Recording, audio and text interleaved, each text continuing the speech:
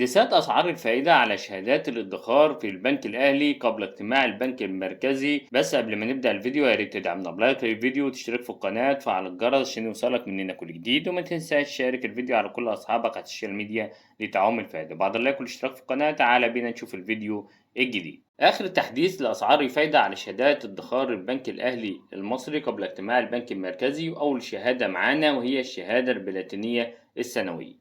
الشهادة دي لما تصرف العائد يكون سنوي أو شهري أو يومي.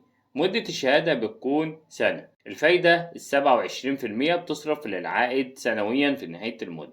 أما العائد الشهري بتصرف العائد 23.5%. أما العائد اليومي الفايدة فيه 23%. الحد الأدنى لربط الشهادة هو 1000 جنيه. تاني شهادة معانا وهي الشهادة البلاتينية ذات العائد المتدرج الشهري. مدة الشهادة بتكون 3 سنوات. الفايدة فيها أول عام بتكون 26%، تاني عام 22%، تالت عام 18%، والحد الأدنى لشراء الشهادة هو 1000 جنيه.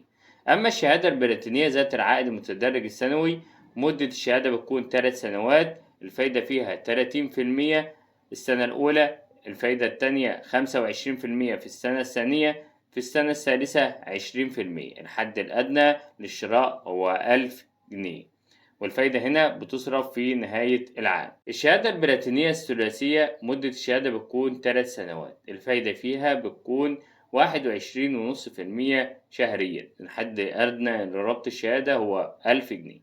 أما الشهادة البلاتينية ذات العائد المتدرج مدة الشهادة بتكون 3 سنوات. الفايدة فيها بتكون 27.5% وربع سنوي. الحد الأدنى للشراء هو 1000 جنيه. أما الشهادة الخماسية ذات العائد الشهري مدة الشهادة بتكون لمدة 5 سنوات. الفايدة فيها بتكون 14.4%. بيكون العائد بيصرف شهريا، والحد الأدنى لربط الشهادة الخماسية هو 1000 جنيه. انتظر منا باقي التحديثات الجديدة على جميع البنوك سواء بنك مصر وبقية البنوك المعاملة في مصر.